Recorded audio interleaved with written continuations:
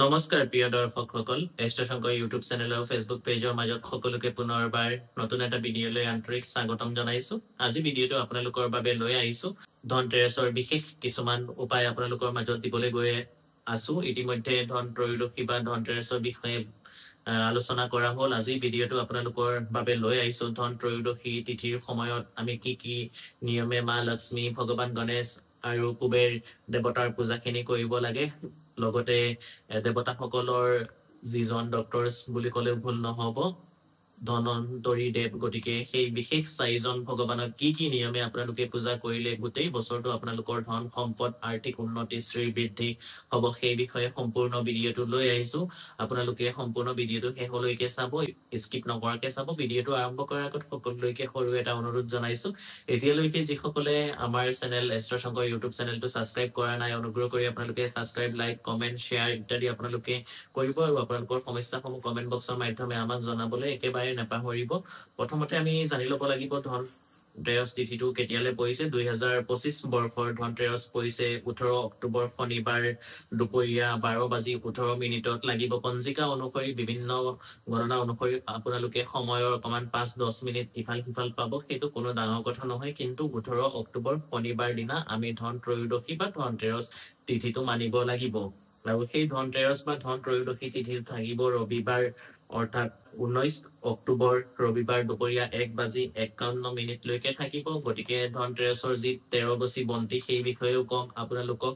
13 গছি, 15 গছি বা 2 গছি আপোনালোকৰ সাধ্য অনুসৰি জ্বলাব পাৰিলেও কোনো কথা নাই। লগতে মা লক্ষ্মীক কি নিয়মে আপোনালোকে পূজা কৰিব সেইখিনিও আপোনালোকৰ মাজত অৱগত কৰিবলৈ গৈ আছো। প্ৰথমতে আপোনালোকে ধন ত্ৰয়োদশীৰ দিনা দুপৰীয়া যিহেতু 12:18 ধন ত্ৰয়োদশী তিথিটো অৰ্থাৎ ধনতেৰছ আৰম্ভ হ'ব। গতিকে আপোনালোকে সকলোৱে অনুগ্ৰহ কৰি 1 বা 2 বজাৰ পিছত, অৰ্থাৎ 1 PM বা 2 PM পিছত যিখিনি ধনতেৰছৰ যিখিনি বজাৰ হাট হয় বা কিনিবলগীয়া সামগ্ৰী থাকে, সেইখিনি আমি 2 বজাৰ বা 1 বজাৰ পিছত শনিবাৰ 18 অক্টোবৰ আমি যিখিনি ধনতেৰছৰ যিখিনি বজাৰ হাট হ'ব বা আপোনালোকৰ কিনিবলগীয়া সামগ্ৰী, সেইখিনি আমি কিনিব লাগিব ত্ৰয়োদশী তিথিটো আৰম্ভ হোৱাৰ পিছত। কি কিনিব লাগিব? যিসকলে পাৰিব সোণ ৰূপ যিকোনো ধাতুৰ বস্তুটো আপোনালোকে ক্ৰয় কৰিব, বা যিসকলে নোৱাৰিব তেখেতলোকে আমাৰ ঘৰ চাফা কৰাৰ কামত ব্যৱহৃত ঝাৰু আপোনালোকে কিনিব পাৰে। মিনিমাম 2খন ঝাৰু আপোনালোকে কিনিব পাৰে। নিমখ কিনিব পাৰে। ধনৰ লগত জড়িত ধনিয়া আপোনালোকে কিনিব পাৰে। যিকোনো শস্য আপোনালোকে কিনিব পাৰে। যিকোনো আপোনালোকৰ কিচেনত ব্যৱহাৰ হোৱা খাদ্য ৰিলেটেড বস্তুখিনি আপোনালোকে ধন ত্ৰয়োদশীৰ দিনা আপোনালোকে কিনিব পাৰে। তাৰ উপৰিও আপোনালোকে ডাঙৰ যদি কিবা বিনিয়োগ কৰিম, ইনভেষ্ট কৰিম ভাবিছে, তেতিয়াহ'লেও আপোনালোকে কৰিব পাৰে। তাৰ উপৰিও আপোনালোকে যদি ভাবিছে যান বাহন বা কিবা সম্পত্তি ৰিলেটেড আপোনালোকে ক্ৰয় কৰিম, তেতিয়াহ'লেও আপোনালোকে কৰিব পাৰে। খুব বেছি ভাল হ'ব। আৰু লগতে সেইদিনা বিশেষ কিছুমান নিয়ম আপোনালোকৰ মাজত দিম, সেইখিনিও যদি আপোনালোকে কৰিব পাৰে তেতিয়াহ'লে খুবেই বেছি ভাল হ'ব। সেইদিনা পূজাৰ সময়টো 6:16 পৰা ৰাতি 10টামান বজাৰ ভিতৰত কৰিব পাৰিলে খুব বেছি ভাল হয়। আপোনালোকে 6:30মান বজাৰ পৰা আপোনালোকে যদি 10টা বজালৈকে যিকোনো বস্তু পূজা পাঠ ইত্যাদি আপোনালোকে কৰিব পাৰে, তেতিয়াহ'লে আপোনালোকৰ কাৰণে খুব বেছি ভাল। সেইদিনা আপোনালোকে মা লক্ষ্মীক পূজাটো কৰিব লাগিব। কিন্তু প্ৰথমত আমি 13 গছি বন্তি আমাৰ ঘৰৰ দক্ষিণ দিশত যদি আপোনালোকে জ্বলাই দিব পাৰে, তেতিয়াহ'লে খুব বেছি ভাল। সেই 6:16 বা 6:30মান বজাৰ পিছত এখন আগতীয়া কলপাতত খাটি সৰিয়হ তেলেৰে অৰ্থাৎ মিঠাতেলেৰে আপোনালোকে যদি 13 গছি বন্তি চাকি জ্বলাই দিব পাৰে, তেতিয়াহ'লে আপোনালোকৰ কাৰণে খুব বেছি ভাল হ'ব। আপোনালোকৰ ঘৰৰ এক্সিডেণ্ট, দুৰ্ঘটনা, অকাল মৃত্যু, আনএক্সপেক্টেড ডেথসমূহ নহ'ব। যিকোনো বেমাৰ আজাৰৰ পৰা আপোনালোকে বহুতখিনি ৰক্ষা পাব পাৰিব সেইদিনা। তাৰপিছত সেই 13 গছি চাকি যিসকলে দিব নোৱাৰিব, মিনিমাম 1 গছি চাকি হ'লেও আপোনালোকে ঘৰৰ দক্ষিণ দিশত হওক, চাদৰ ওপৰত হওক, য'ত সুবিধা আছে দক্ষিণ দিশত হ'ব লাগিব, আপোনালোকে জ্বলাই দিবৰ কাৰণে চেষ্টা কৰিব। তেতিয়াহ'লে গোটেই বছৰটোৰ কাৰণে অপয়া অমংগল, এক্সিডেণ্ট, দুৰ্ঘটনাৰ পৰা আপোনালোকৰ জীৱনৰ লগতে আপোনালোকৰ ঘৰৰ ফেমিলিৰ সদস্য সকলো ৰক্ষা পৰিব। তাৰপিছত আমি কৰিব লাগিব মা লক্ষ্মী, গণেশ আৰু কুবেৰ দেৱতা, মিনিমাম এই 3জন দেৱতাক আমি খুব ধুনীয়াকে ভালকে নিয়ম নিষ্ঠাৰ মাধ্যমে পূজা দিব লাগিব। খাদ্য অনুসৰি প্ৰসাদ নৈবেদ্য সেইখিনি দিব লাগিব। আৰু মা লক্ষ্মী আৰু গণেশৰ উদ্দেশ্যে আপোনালোকে 1 গছি ঘিউ চাকি আপোনালোকে জ্বলাব লাগিব। আৰু কুবেৰ দেৱতাৰ উদ্দেশ্যে আপোনালোকে 1 গছি ঘিউ চাকি জ্বলাব লাগিব। যিসকলৰ ঘৰত কুবেৰ দেৱতা আছে বা কুবেৰৰ মূৰ্তি আছে, আপোনালোকে সেইদিনা কুবেৰৰ মুখখন উত্তৰমুৱাকে থব, পূবেৰে যাতে উত্তৰ দিশত চাই থাকে আপোনালোকৰ থাপনাত বা গোসাঁই ঘৰত বা গৃহ মন্দিৰত তেনেকুৱা ব্যৱস্থা কৰি ৰাখিবৰ কাৰণে চেষ্টা কৰিব। আৰু সেইদিনা ফল মূল যিখিনি পাৰিব অকমান হালধীয়া দিবৰ কাৰণে চেষ্টা কৰক। মা লক্ষ্মী, কুবেৰ ভগৱান, গণেশ আৰু ধনন্তৰী দেৱক, এই চাৰিজন দেৱতাক পূজা কৰিবৰ কাৰণে আপোনালোকে হালধীয়া ৰঙৰ বস্ত্ৰ পৰিধান কৰি যদি পূজা দিব পাৰে তেতিয়াহ'লে খুব বেছি ভাল। আৰু সেইদিনা আপোনালোকে মা লক্ষ্মী আৰু কুবেৰজীক হালধীয়া পায়স আপোনালোকে যদি নিবেদন কৰিব পাৰে প্ৰসাদ হিচাপে তেতিয়াহ'লেও খুব বেছি ভাল। এতিয়া হালধীয়া পায়স আপোনালোকে সুধিব কেনেকে বনাব লাগিব। নৰ্মেল পায়স আপোনালোকে বনাব, তাত অকমান ফ্ৰেছ হালধি গুৰি আপোনালোকে আনি পেলাই দি দিব, বা কেঁচা হালধিৰ অকমান পেষ্ট কৰি পেলাই অকমান ৰস দি দিব, সেইটোকে হালধীয়া পায়স হৈ যাব। আৰু সেই পায়সত অকমান কেশৰ, কিচমিচ, কাজু বাদাম ইত্যাদি আপোনালোকে দি দিব, আৰু হালধীয়া ফুল, অকমান ফুল বেলপাত আপোনালোকে দিবৰ কাৰণে চেষ্টা কৰিব। তাৰ উপৰিও সেইদিনা ভগৱান কুবেৰজীক আপোনালোকে গাজৰৰ হালোৱা বনাই পেলাই যদি আপোনালোকে দিব পাৰে তেতিয়াহ'লেও আপোনালোকৰ কাৰণে খুব বেছি ভাল। চুজিৰ হালোৱা আপোনালোকে দিব পাৰে তেতিয়াহ'লেও খুব বেছি ভাল। এটা কথা মই সকলোকে অনুৰোধ কৰি আছো, যিহেতু মা লক্ষ্মী আৰু কুবেৰ ৰিলেটেড ভিডিঅ', গতিকে অনুগ্ৰহ কৰি আপোনালোকে কমেণ্টত জয় মা লক্ষ্মী, জয় কুবেৰ দেৱতা ইত্যাদি আপোনালোকে কমেণ্ট কৰিবলৈ একেবাৰে নেপাহৰিব। আৰু ভিডিঅ'টো কেনেকুৱা লাগি আছে আপোনালোকে কমেণ্ট কৰি আমাক জনাবলৈ একেবাৰে নেপাহৰিব। আৰু সেইদিনা বিশেষকৈ যিকোনো ধৰণৰ লাড়ু আপোনালোকে দিব পাৰে, বুন্দিয়া লাড়ু দিব পাৰে, বিশেষ কৰি অকমান বুন্দিয়াও সেইদিনা প্ৰসাদ হিচাপে কুবেৰক আপোনালোকে দিব। হালধীয়া ফুলৰ এডাল মালা বনাই পেলাই কুবেৰক দিব, বা যদি পাৰে সম্ভৱ হলে সৰুকে হলেও এটা ঘৰত স্থাপন কৰি সেইদিনা ধন ত্ৰয়োদশী মানে ধনতেৰাছৰ দিনা আপোনালোকে কৰিব পাৰে তেতিয়াহ'লেও খুব বেছি ভাল হ'ব।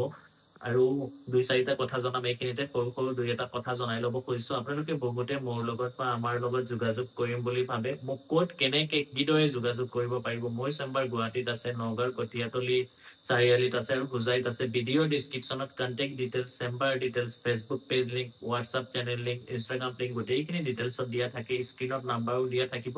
যদিহে বিশ্বাস থাকে তেতিয়াহ'লে জ্যোতিষশাস্ত্ৰ সম্বন্ধীয় যিকোনো দিহা পৰামৰ্শসমূহ আপোনালোকে আমাৰ পৰা ল'ব পাৰিব, একুৰেটলি পিন পইণ্ট প্ৰেডিকশ্যন। তাৰ উপৰি যিকোনো বিভিন্ন ধৰণৰ গ্ৰহ ৰত্ন, গ্ৰহ কবচ, তন্ত্ৰ সমস্যা ইত্যাদিৰ লগত জড়িত হৈ আছে, গেৰাণ্টি সহকাৰে আমি আপোনালোকক প্ৰতিকাৰসমূহ দিবৰ কাৰণে চেষ্টা কৰো। বিশ্বাস থাকিলে যোগাযোগ কৰিব, নাম্বাৰসমূহ দিয়া আছে। যিসকলে এতিয়ালৈকে মোৰ ফেচবুক পেজ, হোৱাটছআপ ইত্যাদি ফ'ল' কৰা নাই, ডিছক্ৰিপশ্যনত গৈ ফ'ল' কৰি দিব। তো যি কি নহওক, ইয়াৰ পিছৰ যিটো উপায় ৰামবাণ উপায় বুলি ক'লেও ভুল নহ'ব। আপোনালোকে কি কৰিব লাগিব, সেইদিনা অৰ্থাৎ 18 অক্টোবৰ শনিবাৰ দিনা ৰাতি আপোনালোকে কৰিব লাগিব। সেইখিনিও সেই ধন ত্ৰয়োদশীৰ সময়ত আপোনালোকে ক্ৰয় কৰি ল'ব। আপোনালোকে এখন হালধীয়া কাপোৰ ল'ব লাগিব, আৰু অকমান চাউল, আৰু অকমান 5 টুকুৰা কেঁচা হালধি হ'লে খুব বেছি ভাল। যদি কেঁচা হালধি নেপায় শুকান হালধি দিলেও হৈ যাব। আৰু অকমান কৰি বা গুমতি চক্ৰ আপোনালোকে ল'ব লাগিব, আৰু 10 টকাৰ এটা কয়েন আপোনালোকে ল'ব লাগিব। লৈ পেলাই সেইদিনা পূজাৰ পিছত, পূজা কৰাৰ পিছত ৰাতি 8টা বা 9টা মান বজাৰ ভিতৰত আপোনালোকে সেই হালধীয়া কাপোৰখন কুবেৰজী আৰু মা লক্ষ্মীৰ সন্মুখত আপোনালোকে থৈ পেলাই সেই চাউল আৰু আপোনালোকৰ সেই 5 টুকুৰা হালধি আৰু যিকেইটা গুমতি চক্ৰ বা যিটো নাভি শংখ হ'ব সেইখিনি, আৰু 10 টকাৰ কয়েনটো একেলগে দি দিব। হালধি 5 টুকুৰা, কৰি বা নাভি শংখ যদি 5টা পায় হৈ যাব। নাভি শংখ বা গুমতি চক্ৰটো পূজাৰ সামগ্ৰী বিক্ৰী হোৱা দোকানত আপোনালোকে পাই যাব। এটা দামত ক্ৰয় কৰি আনি পেলাই থব। আৰু পিছদিনা অৰ্থাৎ 19 অক্টোবৰ ৰবিবাৰ দিনা আপোনালোকে পিছদিনা পূজা পাঠ অকমান কৰি ৰাতিপুৱা গধূলিলৈ হ'লে খুব বেছি ভাল হ'ব, বা ৰাতিপুৱালৈ পূজা যেতিয়া নিত্য পূজা কৰিব সেই সময়টোত আপোনালোকে তুলি আনি নিজৰ ঘৰ, লকাৰ, আলমিৰা বা কেছ বক্সত আপোনালোকে ৰাখি থৈ চাব। গোটেই বছৰটো যে এটা বেলেগ শক্তি আপোনালোকৰ লগত আছে আপোনালোকে নিজে অনুভৱ কৰিব পাৰিব।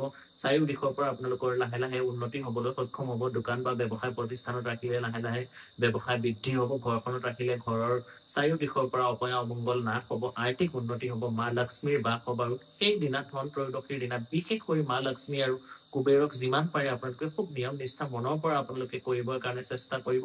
তেতিয়াহ'লে আপোনালোকে বহুতখিনি উপকৃত হ'ব পাৰিব। মনৰ পৰা কৰিব লাগিব। গতিকে সকলোৱে জয় মা লক্ষ্মী, জয় কুবেৰ দেৱতাক আপোনালোকে কমেণ্ট কৰিব। আৰু সেইদিনা যিমান পাৰিব আপোনালোকে নিৰামিষ আহাৰ গ্ৰহণ কৰিবৰ কাৰণে চেষ্টা কৰিব। আৰু পৰাপক্ষত আপোনালোকে যিকোনো লোহা ৰিলেটেড বস্তুখিনি আপোনালোকে নিকিনিব, ষ্টীলৰ বস্তুখিনি আপোনালোকে নিকিনিব, গ্লাছৰ বা চিচাৰ বস্তুখিনি আপোনালোকে ক্ৰয় নকৰিব। যান বাহনৰ ক্ষেত্ৰত আপোনালোকৰ কোনো বাধা বিঘিনি নাই। যান বাহন আপোনালোকে ক্ৰয় কৰিব পাৰে, ডাঙৰ কিবা প্ৰপাৰ্টি হওক বা যিকোনো আপোনালোকৰ বস্তু তেনেকে ডাঙৰ ইনভেষ্ট আপোনালোকে কৰিব পাৰে, তাত কোনো বাধা নাই। খুব বেছি আপোনালোকৰ উপকৃত হ'ব। আৰু সেইদিনা যে আপোনালোকে যিসকলে চাকি বন্তিখিনি জ্বলাব তাৰ পিছদিনা হ'ব অৰ্থাৎ 19 অক্টোবৰত হ'ব ভূত চতুৰ্দশী। গতিকে সেই 19 অক্টোবৰ অৰ্থাৎ শনিবাৰে আপোনালোকে মা লক্ষ্মী কুবেৰজী পূজা কৰিলে আৰু ৰবিবাৰ দিনা ৰাতি যদি পাৰে, যদি সম্ভৱ হয়, আপোনালোকে 14 গছি চাকি ঘৰৰ দক্ষিণ দিশত আপোনালোকে জ্বলাবৰ কাৰণে চেষ্টা কৰিব। ভূত চতুৰ্দশী বুলি কোৱা হয়, নৰক চতুৰ্দশী বুলিও কোৱা হয়। গতিকে সেইদিনা 14 গছি চাকি সকলোৱে জ্বলাবৰ কাৰণে চেষ্টা কৰিব, 14 বিধ শাক খাবৰ কাৰণে চেষ্টা কৰিব। আৰু সেইদিনা যদি পাৰে অৰ্থাৎ 19 অক্টোবৰ ধন ত্ৰয়োদশীৰ পিছদিনা আপোনালোকে অকমান নিমপাত হালধি মিক্স কৰি পেলাই যদি আপোনালোকে পেষ্ট কৰি পেলাই গাত মিহলাই আপোনালোকে গা ধুৱে আৰু গা ধোৱা পানীত অকমান কেশৰ গাখীৰ গংগা জল অকমান তিল দুবৰি বন মিহলাই পেলাই আপোনালোকে গা ধুব পাৰে। সৌভাগ্য বৃদ্ধি হয়, লগতে আপোনালোকৰ যিকোনো ধৰণৰ আপদ বিপদ এক্সিডেণ্ট দুৰ্ঘটনাৰ পৰা হাত সাৰি উঠিব পাৰে। ভূত চতুৰ্দশীৰ দিনা সেইখিনি আপোনালোকে কৰি চাব, বহুতখিনি উপকৃত হ'ব পাৰিব। আমি কোনো বনাই লোৱা ভিডিঅ'সমূহ নিদিওঁ, শাস্ত্ৰ সম্বন্ধীয় ভিডিঅ'সমূহ আপোনালোকৰ মাজত দিবৰ কাৰণে চেষ্টা কৰো। আপোনালোকে বহুতখিনি উপকৃত হয়। গতিকে ধন ত্ৰয়োদশীৰ সকলোলৈকে শুভেচ্ছা, বহুত শুভেচ্ছা জনাইছো। সকলোৰ ঘৰত ধন ধান্য পৰিপূৰ্ণ হৈ উঠক আৰু খুব ধুনীয়াকে ভালকে সেইদিনা আপোনালোকে পূজা পাঠ ইত্যাদি কৰিবৰ কাৰণে চেষ্টা কৰিব। আৰু লগতে সেইদিনা যদি পাৰে শ্ৰী মহালক্ষ্মী নমঃ সেই মন্ত্ৰটো 108 বাৰ আপোনালোকে যদি জপ কৰিব পাৰে, বা কুবেৰৰ মন্ত্ৰসমূহ আপোনালোকে ইউটিউব গুগল ইত্যাদিত পাই যাব। যিমান বেছি শুনিব পাৰে সিমান বেছি আপোনালোকৰ সুখ শান্তি সমৃদ্ধি আৰ্থিক উন্নতি গোটেইখিনি হ'ব। আৰু আহি আছে সন্মুখত কালী পূজা। গতিকে কালী পূজাৰো বিশেষ কিছুমান ভিডিঅ' আমাৰ চেনেলত আহিব। ইতিমধ্যে এটা ভিডিঅ' মই দিছো, যিসকলে চোৱা নাই কালী পূজা চাব। আৰু ভিডিঅ' আহিব, আপোনালোকে তাৰ কাৰণে এষ্ট্ৰশংকৰ ইউটিউব চেনেলটো ছাবস্ক্ৰাইব কৰি কাষতে থকা বেল আইকন নটিফিকেশ্যনটো দবাব লাগিব। ভিডিঅ' ডিছক্ৰিপশ্যনত গৈ পেলাই ফেচবুক ইনষ্টাগ্ৰাম ইত্যাদি আপোনালোকে ফ'ল' কৰিব লাগিব। কালী পূজাত বিশেষ কিছু ৰামবাণ উপায় আপোনালোকৰ মাজত লৈ আহিম, যিখিনি উপায়ৰ মাধ্যমে আপোনালোকে বিভিন্ন গ্ৰহগতিক সমস্যাৰ লগত শত্ৰুৰ সমস্যাৰ পৰা আপোনালোকে 100% হাত সাৰি উঠিব পাৰিব। বছৰৰ সৰ্বশ্ৰেষ্ঠ সৰ্ববৃহৎ সৰ্বোত্তম অমাৱস্যা মা কালীৰ অমাৱস্যা বা দীপাৱলী। গতিকে দীপাৱলী অমাৱস্যাৰ দিনা বিশেষ কিছুমান নিয়মো আপোনালোকৰ মাজত লৈ আহিম। গতিকে আগতীয়াকে সকলোলৈকে কালী পূজা আৰু দীপাৱলীৰ বহুত শুভেচ্ছা থাকিল। গতিকে শেষৰবাৰ সকলোলৈকে হৰ হৰ মহাদেৱ, জয় মা কালী, জয় মা কামাখ্যা, জয় শ্ৰীৰাম, জয় মা লক্ষ্মী। আৰু যিসকলে আমাৰ চেনেলটো প্ৰথমবাৰৰ বাবে চাইছে, অনুগ্ৰহ কৰি ছাবস্ক্ৰাইব আৰু শ্বেয়াৰটো কৰিব। শ্বেয়াৰ কৰাটো অত্যন্ত প্ৰয়োজন বুলি আমি ভাবো, কাৰণ আপোনাৰ এটা শ্বেয়াৰৰ মাধ্যমে সেই যিজনলৈ শ্বেয়াৰ কৰিছিলে তেখেতে বহু সমস্যাৰ পৰা পৰিত্ৰাণ পাব পাৰিব, বহুতখিনি তেখেতে জীৱনত সমস্যাৰ পৰা মুক্তি লাভ কৰিব পাৰিব। গতিকে ভিডিঅ'টো যদি আপোনালোকে কিবা বুজাত অসুবিধা পাইছে, ডিছক্ৰিপশ্যনত স্ক্ৰীণত নাম্বাৰ থাকিব, আপোনালোকে অনুগ্ৰহ কৰি বুজি শুনি ভালকে ধুনীয়াকে নিয়ম নিষ্ঠাৰ মাধ্যমে আপোনালোকে কৰিবৰ কাৰণে চেষ্টা কৰিব। গতিকে সকলোলৈকে ধন্যবাদ। পুনৰ লগ পাম নতুন এটা ভিডিঅ' লৈ।